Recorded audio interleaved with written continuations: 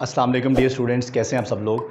आज हमारा टॉपिक जो है वो है रियल एंड अपेरेंट वेट। बहुत ही इंपॉर्टेंट टॉपिक है और इस टॉपिक में बहुत सारी कन्फ्यूजन्स हैं। इंशाल्लाह आज हम सारी कन्फ्यूजन्स को दूर करेंगे। तो सबसे पहले हम स्टार्ट करेंगे रियल और अपेरेंट वेट होते क्या हैं और इनमें क्या डिफरेंस है। आपको पता है कि अर्थ जो है वो अट्रैक्ट करती है हर चीज़ को अपने सेंटर की तरफ एक फ़ोर्स के साथ, जिसे हम ग्रेविटेशनल फ़ोर्स कहते हैं।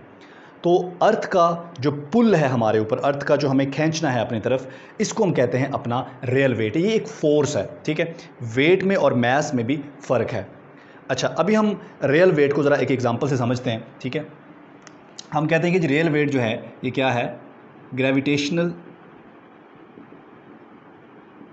ग्रेविटेशनल पुल ऑफ अर्थ, ठीक है। अच्छा, ये तो हो गया हमारा रियल वेट। अब याद रखें हम वेट को मेजर कैसे करते हैं।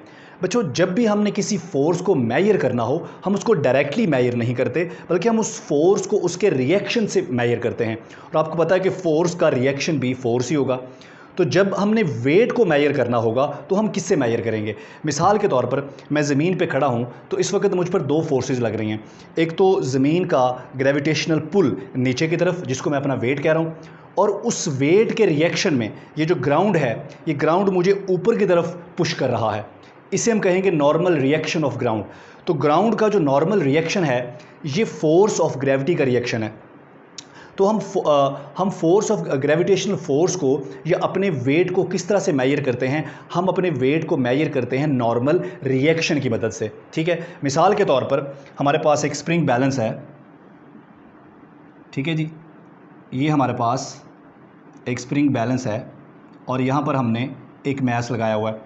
अब इस मैस पर एक फोर्स है जिसे हम कहेंगे ग्रेविटेशनल फोर्स या इसका वेट। इसके वेट के रिएक्शन में इस स्प्रिंग में क्या होगा, रिएक्शन, जिसे हम कहेंगे टेंशन। तो ये जो स्प्रिंग है ये वेट मेजर नहीं कर रहा, बल्कि ये इस टेंशन को मेजर कर रहा है, ठीक है। ये इस नॉर्मल रिएक्शन को मेजर कर रहा है। तो जब हम अपने वेट को मेजर करने की बात करते हैं तो एक्चुअली हम ग्रेविटेशनल फोर्स को मेजर नहीं कर रहे, बल्कि हम उसका जो रिएक्शन है, हम उस रिएक्शन को मेजर कर रहे हैं। और उस रिएक्शन को हम कहते हैं अपेरेंट वेट।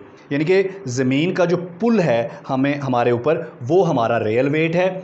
और उस वेट के रिएक्शन में जिस सरफेस के ऊपर हम खड़े होते हैं, वो सरफेस हमें ऊपर की तरफ पुश करती है। तो उस सरफेस का जो रिएक्शन होता है, उस रिएक्शन को हम कहते हैं अपेरेंट वेट। तो ग्रेविटेशनल फोर्स का जो रिएक्शन है, ठीक है, that is called apparent wait. बच्चों, अपेरेंट वेट के बहुत सारे नाम हैं। इसको हम समटाइम्स टेंशन भी बोलते हैं, इसको हम कांटेक्ट फोर्स भी बोलते हैं, ठीक है, और इसके अलावा हम इसको नॉर्मल रिएक्शन भी बोलते हैं। अच्छा, याद रखें जो ग्रेविटेशनल फोर्स है, अगर हम ज़मीन की सरफेस के करीब ही हैं तो ग्रेविटेशनल फोर्स की वैल्यू तो सेम रहेगी, लेकिन और ग्रेविटेशनल फोर्स की वैल्यू इस चीज़ पर भी डिपेंड नहीं करती कि हम रेस्ट में हैं या मूव कर रहे हैं। और अगर मूव कर रहे हैं तो विद यूनिफॉर्म वेलोसिटी मूव कर रहे हैं या नॉन यूनिफॉर्म वेलोसिटी के साथ मूव कर रहे हैं, हमारे अंदर एक्सेलरेशन मौजूद है। तो ग्रेविटेशनल फोर्स इन फैक्टर्स पर डिपेंड नहीं करती।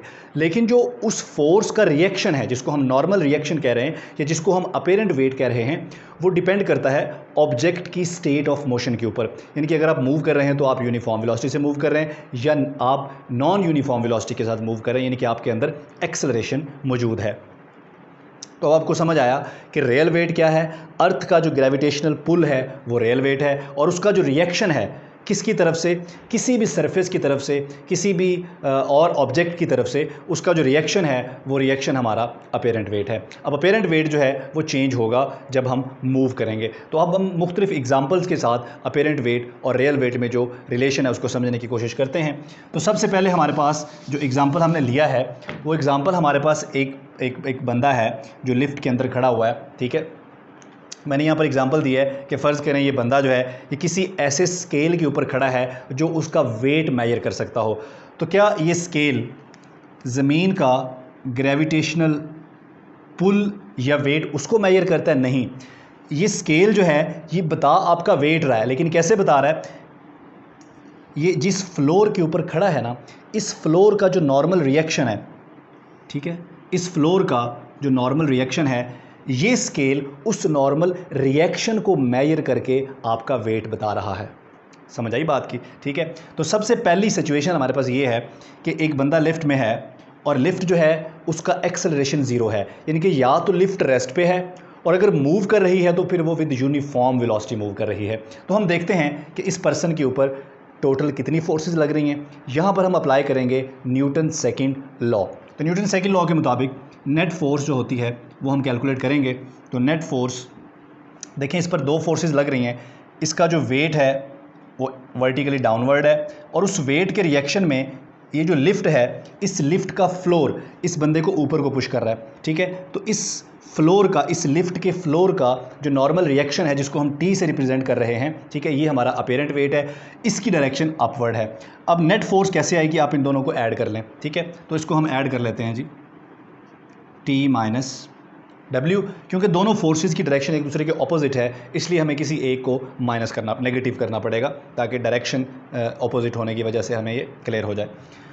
तो हमें पता है नेट फोर्स किसके बराबर होती है, ये एम ए के बराबर होती है, is equal to T minus W, और ए क्या है, ज़ीरो है, तो zero is equal to T minus W या T is equal to W. इसका मतलब है कि रियल वेट और अपेरेंट वेट क्या है, बराबर। इसका मतलब है कि अगर कोई ऑब्जेक्ट ठीक है, जिस तरह ये बंदा है लिफ्ट के अंदर, तो अगर तो लिफ्ट रेस्ट पे है, ये मूव कर रही है विद यूनिफॉर्म वेलोसिटी, तो इस सूरत में इस बंदे का जो रियल वेट है और अपेरेंट वेट है वो क्या होंगे, वो इक्वल होंगे, वो सेम होंगे। अच्छा, अब फ़र्ज़ कर लें कि हमारी लिफ्ट जो है ये मूव कर रही है अपवर्ड डायरेक्शन में और इसके अंदर एक्सेलरेशन मौजूद है। अच्छा, अब भी इस पर दो ही फोर्सेस हैं। ठीक है, एक इसका वेट डाउनवर्ड और इस फ्लोर का, ये जो लिफ्ट है इसके फ्लोर का नॉर्मल रिएक्शन जिसको हम अपेरेंट वेट बोल रहे हैं टी, वो है अपवर्ड। ठीक है, अब नेट फोर्स निकालें न्यूटन सेकंड लॉ के मुताबिक। तो नेट फोर्स जो है हमारे पास होगा, दो फोर्सेस हैं टी और डब्ल्यू, इनको ऐड कर लें। अच्छा, हम जा रहे हैं अपवर्ड डायरेक्शन में, इसलिए हम टी को पॉजिटिव कंसीडर कर लेते हैं और डब्ल्यू को नेगेटिव, और एफ किसके बराबर होता है, एम ए के। M A is equal to T minus W. अब ये माइनस डब्ल्यू है, इधर ले आए, इधर आके प्लस हो जाएगा, तो ये हो जाएगा W plus M A is equal to T या T is equal to W plus M A. अब देखें, मैंने कहा रियल वेट चेंज नहीं होता, रियल वेट वही रहेगा, जो उसका जो अर्थ का ग्रेविटेशनल फोर्स है वो वही रहेगा। ठीक है, हम सरफेस ऑफ अर्थ के करीब हैं, इसलिए ज़मीन का ग्रेविटेशनल पुल सेम रहेगा, वेट सेम रहेगा, ये चेंज नहीं होगा। लेकिन क्या चेंज हो गया, अपेरेंट वेट चेंज हो गया। इसका मतलब है कि अगर आप अपवर्ड डायरेक्शन में मूव करें और आपके अंदर एक्सेलरेशन भी हो, तो आपका जो अपेरेंट वेट है वो रियल वेट प्लस वो फोर्स जो आपको ऊपर की तरफ एक्सेलरेट कर रही है उसके बराबर हो जाएगा। इसका मतलब है कि अपेरेंट वेट जो है वो रियल वेट से ज़्यादा हो जाएगा, यानी कि ये जो फ्लोर है इसका रिएक्शन फोर्स जो लग रही है उसके ऊपर, फोर्स ऑफ ग्रेविटेशनल फोर्स, उससे ज़्यादा हो जाएगा। तो इसका मतलब है कि इस केस में अपेरेंट वेट जो है ये रियल वेट से क्या हो गया, ज़्यादा। अपेरेंट वेट रियल वेट से ज़्यादा भी हो सकता है, उससे कम भी हो सकता है, उसके बराबर भी हो सकता है, अपेरेंट वेट ज़ीरो भी हो सकता है। अच्छा जी, अगला केस है हमारे पास, लिफ्ट जो है वो मूव कर रही है डाउनवर्ड और लिफ्ट में एक्सेलरेशन भी मौजूद है। ठीक है, अब फिर फोर्सेस दो ही हैं, टी और डब्ल्यू, लेकिन अब हम डाउनवर्ड डायरेक्शन में मूव कर रहे हैं, इसलिए हमारी जो नेट फोर्स है, अब डाउनवर्ड डायरेक्शन में मूव कर रहे हैं तो डब्ल्यू को पॉजिटिव मान लेंगे और टी को नेगेटिव। एफ किसके बराबर होता है, एम ए के। M A is equal to W minus T. आप टी को इधर ले आएँ और एम ए को उधर ले जाएँ, ये हो जाएगा डब्ल्यू माइनस एम ए। ठीक है, तो अब देखें, टी जो है W में से माइनस हो गया, M में, W रियल वेट है जो कि सेम रहेगा। अब W में से ये M में माइनस हो गया, इसका मतलब है कि अब रियल वेट के अंदर से अपेरेंट वेट जो है वो रियल वेट के अंदर से एक फैक्टर M को माइनस करें तो वो बनता है अपेरेंट वेट। इसका मतलब है कि अपेरेंट वेट अब कम हो गया। पहले क्या हो रहा था, रियल वेट के अंदर एक फैक्टर जमा करें तो वो अपेरेंट वेट के बराबर आता है, तो अपेरेंट वेट ज़्यादा है। इसका मतलब है यहाँ पर क्या हो रहा है, रियल वेट में से कुछ माइनस करें तो अपेरेंट वेट के बराबर आते हैं। इसका मतलब है कि फिर अपेरेंट वेट यहाँ पर क्या हो गया है, कम हो गया है। ठीक है, रियल वेट से। रियल वेट वही है, याद रखें, बार बार मैं कह रहा हूँ, रियल वेट वही है, रियल वेट यहाँ भी वही है, यहाँ भी वही है, यहाँ भी वही है। चेंजिंग किस में आ रही है, अपेरेंट वेट में।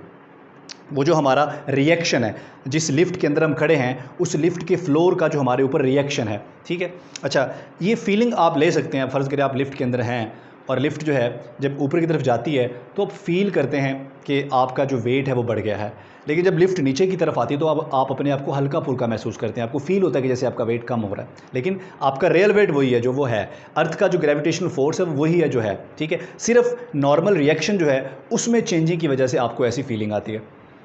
अच्छा, अब आखिरी केस है हमारे पास, अगर लिफ्ट फ्री फॉल करे, हम लिफ्ट की केबल काट दें और लिफ्ट फ्री फॉल करे। आपको पता है जब भी कोई चीज़ फ्री फॉल करती है तो उसका जो एक्सेलरेशन होता है वो ग्रेविटेशनल एक्सेलरेशन के बराबर होता है। तो अब हम यहाँ पर नेट फोर्स वाला रिलेशन लगाते हैं, net force is equal to W minus T, लेकिन F जो है ये ma के बराबर होता है, ma, लेकिन A किसके बराबर है, G के, तो ये आ जाएगा mg, और W भी mg के बराबर होता है माइनस टी, ठीक है। अब यहाँ पर देखें mg और mg क्या हो गए, कैंसिल हो गए, यहाँ पे क्या बचा 0, यहाँ पे क्या बचा 0 माइनस टी, या हम इसको यूँ लिख सकते हैं t इज़ इक्वल टू 0। इसका मतलब है अपेरेंट वेट क्या हो गया, 0 हो गया। इसका मतलब जब लिफ्ट फ्री फॉल करती है तो उसके अंदर उस लिफ्ट के अंदर जो कुछ भी है सब का अपेरेंट वेट 0 हो गया। अब अपेरेंट वेट 0 होने का मतलब क्या है, मतलब ये है कि रियल वेट या अर्थ का ग्रेविटेशनल पुल तो अभी भी मौजूद है, लेकिन हम उसको फील तभी करेंगे जब हम उसको रिएक्ट करेंगे। लेकिन चूंकि फ्री फॉल के दौरान हम अर्थ के ग्रेविटेशनल पुल को रिएक्ट नहीं कर रहे, उसको रिएक्ट ना करने की वजह से, उसका रिएक्शन ना देने की वजह से हम उस फोर्स को फील नहीं कर रहे, हम अर्थ के ग्रेविटेशनल पुल को फील नहीं कर रहे। हम फील तभी करेंगे जब हम उसको रिएक्ट करेंगे, लेकिन चूंकि हम उसको रिएक्ट ही नहीं कर रहे, इसलिए अर्थ का ग्रेविटेशनल फोर्स तो मौजूद है, यानी कि रियल वेट तो मौजूद है, लेकिन फील ना करने की वजह है कि हम उसको रिएक्ट नहीं कर रहे। इस कंडीशन को कहते हैं वेटलेसनेस। क्लियर हो गया जी। आई होप कि ये टॉपिक आपको इंशाल्लाह समझ आ जाएगा। अगर कोई क्वेश्चन हो तो आप कमेंट करके पूछ सकते हैं। थैंक यू, अल्लाह हाफिज़।